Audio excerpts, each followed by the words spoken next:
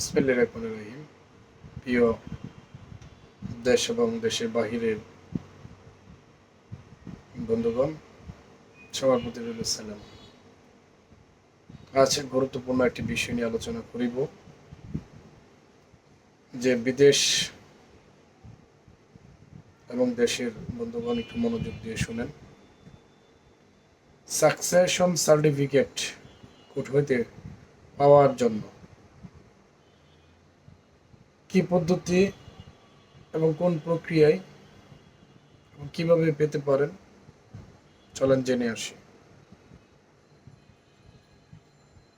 কোনো ব্যক্তি মারা গেলে তার ওয়ারিশগণ মৃত ব্যক্তি রেখে যাওয়া সম্পত্তি আহরণ করার জন্য অথবা বিক্রি করার জন্য সাকসেশন সার্টিফিকেটের জন্য বিজ্ঞ আদালতে যেতে হয়।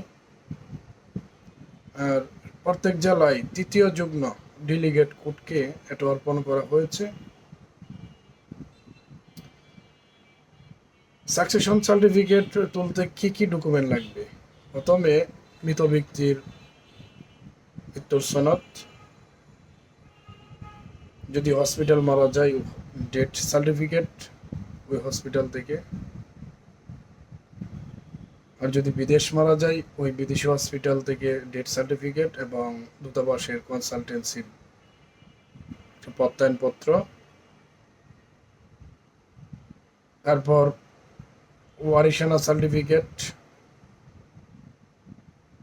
এবং প্রত্যয়নপত্র।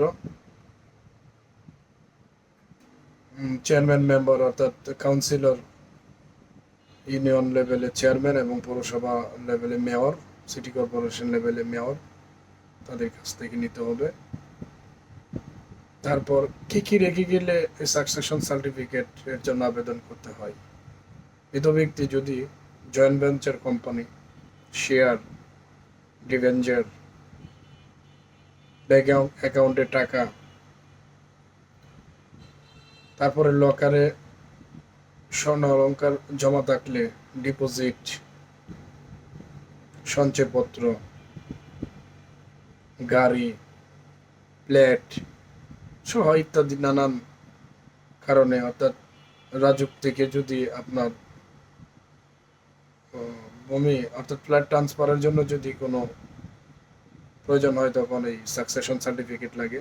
অর্থাৎ ডিমান্ড অনুসারে, চাহিদা অনুসারে এই সার্টিফিকেট ব্যবহার করা হয়। এখন আসেন কিভাবে এটা পেতে পারি। বর্ণিত যে ডকুমেন্টগুলোর কথা বললাম সবগুলাকে অ্যাডজাস্ট করে কোর্টে আপনি দরখাস্ত দিবেন। দরখাস্তটা হবে, যদি কোনো প্রতিপক্ষ না থাকে, অর্থাৎ এক ফ্যামিলিতে 5 জন লোক আছে, রয়েছে মৃত ব্যক্তির, 4 জন স্বাক্ষর করতে পারছে, একজন করতে পারে নাই, তখন তাকে প্রতিপক্ষ বানানো যায়। কিন্তু 5 জনেই আপনার একসাথে আসছে কোর্টে, তখন আপনার শুধু পিটিশনার হিসাবে দরখাস্ত দিবেন এবং মুসলিম হলে মুসলিম মত বিধান মোতাবেক যে হিস্সা আছে এটা দেখাবেন, আর সম্পত্তির বিবরণগুলো শিডিউল আকারে দিবেন। তারপর আপনার বিজ্ঞ আদালতে দাখিল করবেন, সমান দিবে, সমান রিসিভ করে ফেরত আসবে, সাক্ষীর জন্য থাকবে। সাক্ষী তো কমপ্লিট হবে, এখন কোর্ট ফি দিতে হবে। 20,000 টাকার নিচে হলে কোনো কোর্ট ফি লাগে না। 20,000 থেকে 1 লক্ষ, 20,000 থেকে 1 লক্ষ টাকা পর্যন্ত 1% কোর্ট ফি দিতে হয়, এবং 1 লাখ টাকার উপরে গেলে 2% হারে কোর্ট ফি বিজ্ঞ আদালতে জমা দিতে হয়। দেন আপনাকে বিজ্ঞ আদালত সাকসেশন সার্টিফিকেট দিবে, এটা দিয়ে আপনি কাজ চালিয়ে যেতে পারবেন। আর এই আইনটা, সাকসেশন মামলার আইনটা 1925 সালের 73 ধারা মোতাবেক, সাকসেশন অ্যাক্টের 73 ধারা মোতাবেক করা হয়, এবং 1870 সালের কোর্ট ফি আইন অনুসারে কোর্ট ফি প্রদান করতে হয়। টোটাল এই বিষয়গুলোর অপরে কে আপনারা সাকসেশন সার্টিফিকেট বিজ্ঞ আদালত হইতে অ্যাচিভ করতে পারবেন, অর্জন করতে পারবেন। ধন্যবাদ। যদি কারো উপকার হয়ে থাকে ভিডিওটি শেয়ার করে দিবেন। আসসালামু আলাইকুম।